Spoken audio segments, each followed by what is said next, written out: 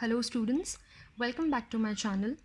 Now in the previous video I had explained you about the functional groups present in organic compounds. वो video के दो part थे जिसमें हमने 23 organic functional groups discuss किए थे. In case if you have miss those मैं वो आपके लिए डिस्क्रिप्शन बॉक्स में लिंक कर दूँगी. Now in today's video we are going to be talking about a small topic which is called as homologous series. But before I start with the topic, I'd like to request you to please subscribe to my channel. If you feel that the video is useful to you, give it a thumbs up, share it with your friends, press the bell icon so that you get notified every time I upload a new video. Now let's get started. Homologous series को अगर मैं दो part में divide करूँ तो I get होमो का meaning होता है सेम या सिमिलर और लोगस का मीनिंग होता है यूनिट. यानी कि आपको सेम यूनिट वाला सीरीज़ कंसिडर करना है. Now what do I mean by that? Series है. सीरीज़ का मतलब है कि इसमें एक कंपाउंड तो होगा नहीं, there will be several compounds. Okay, तो आप जो कंपाउंड्स कंसिडर करते हो वो कंपाउंड्स होने चाहिए फ्रॉम द सेम फैमिली.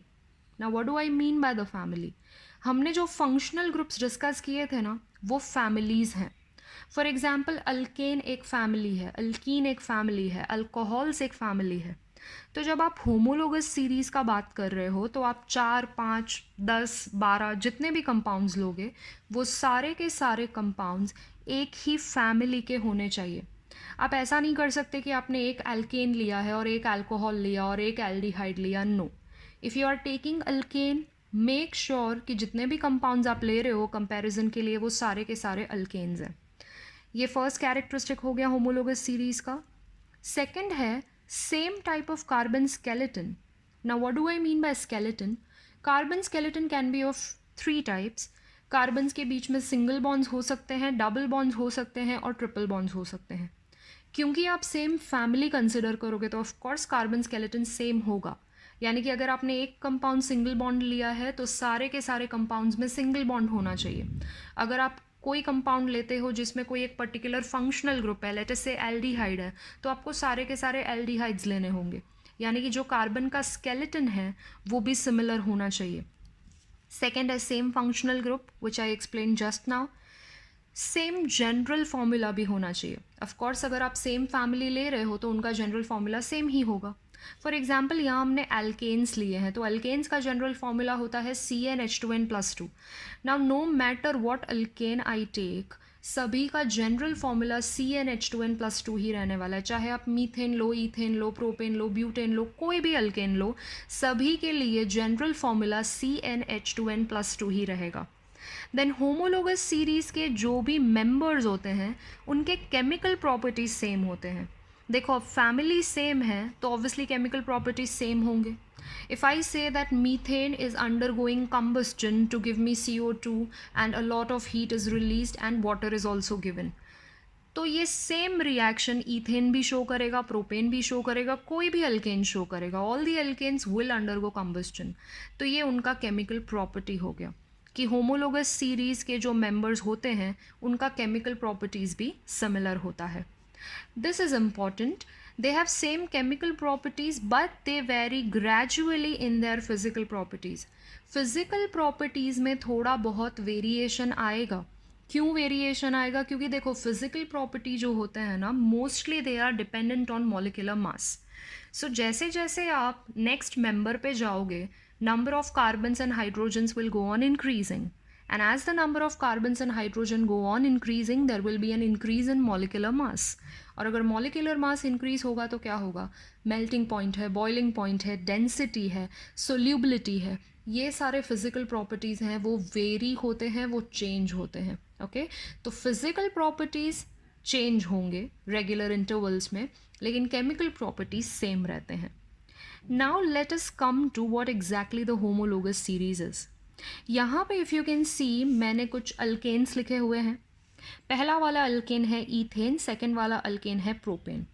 ना अगर ईथेन और प्रोपेन को आप ध्यान से देखोगे तो इन दोनों में क्या डिफरेंस है? They differ by 1 CH2 unit. इन दोनों में एक CH2 का फ़र्क है. फिर ये प्रोपेन है और ये ब्यूटेन है, तो अगर आप प्रोपेन और ब्यूटेन को कंपेयर करोगे तो इन दोनों में भी एक CH2 का डिफरेंस है.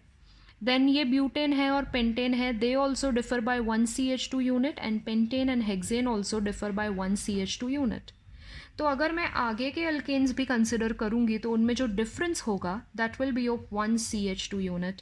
नाउ ये जो CH2 है उसे बोला जाता है मिथिलीन, और CH2 का मास होता है 14 यूनिट्स. Why 14 units? क्योंकि कार्बन का एटॉमिक मास 12 होता है, हाइड्रोजन का 1 होता है, तो 2 हाइड्रोजन का mass is 2. So 12 + 2 becomes 14 units. तो आप कोई भी फैमिली अगर कंसिडर करते हो तो उसमें जो कंसेक्यूटिव मेंबर्स होते हैं they differ from each other by a constant unit, by a same unit, and वो सेम यूनिट का जो डिफरेंस होता है वैसे सीरीज़ को बोला जाता है होमोलोगस सीरीज़. ओके, ये मैंने अल्केन फैमिली कंसिडर किया हुआ है. Same will be applicable for all the families. जितने भी फंक्शनल ग्रुप्स हमने कंसिडर किए हैं सभी के लिए ये कॉन्सेप्ट सेम रहता है. ना यहाँ पे आप याद रखो CH2 को मिथिलीन बोलते हैं. Apart from it if you have CH3 is called as methyl. Okay, CH4 से जनरली शुरू होता है. CH4 क्या होता है? मीथेन होता है, correct. So you have to remember this. Methane is CH4, that you know it already. Methane में से जब आप एक एक हाइड्रोजन कम करोगे तो आपको जो उसके डेरिवेटिव्स मिलते हैं उसका नाम आपको याद रखना है, बिकॉज आगे चल के आपको ये सारी चीज़ों की ज़रूरत पड़ेगी. सो जब हमने मीथेन में से एक हाइड्रोजन कम किया तो हमें मिला CH3 which is called as methyl. 2 hydrogens कम किए तो हमें मिला CH2. मैंने यहाँ पे 2 बॉन्ड्स लिखे हैं क्योंकि कार्बन का वैलेंसी 4 होता है, तो आपको वो 2 बॉन्ड्स भी लिखने होंगे. मीथाइल के आगे मैंने एक ही बॉन्ड लिखा है because I already have 3 hydrogens, तो एक वैलेंसी कम है, that is why I have shown 1 bond. यहाँ पे एक ही हाइड्रोजन लिखा है बिकॉज वैलेंसी 4 है, so there are 3 bonds which are less, तो ये 3 बॉन्ड्स मैंने बताए हैं, and then there is carbon. Okay, so methane, methyl, methylene, methine and carbon.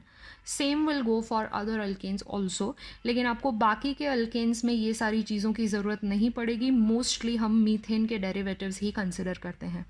So that is about homologous series. I hope this is clear to you. Now this is very small topic and generally ये जो question है वो 2 marks के लिए पूछा जाता है, जिसमें आप ये वाला example भी ले सकते हो और आप और कोई family का example भी ले सकते हो, but everything, these characteristics and everything, it remains same no matter what class of compound you are taking. Okay, so that is about homologous series. And one more thing, I have created a playlist on my channel. तो फ़िलहाल 3 playlist हैं, तो उसमें से आप 11th standard के playlist पे click करोगे तो आपको इसी चैप्टर के सारे वीडियोस मिल जाएंगे. So it becomes easier for you to search the videos. So directly go to the playlist and find out the video which you are looking for. I will see you next time. Until then, bye bye. Happy learning. Thank you so much.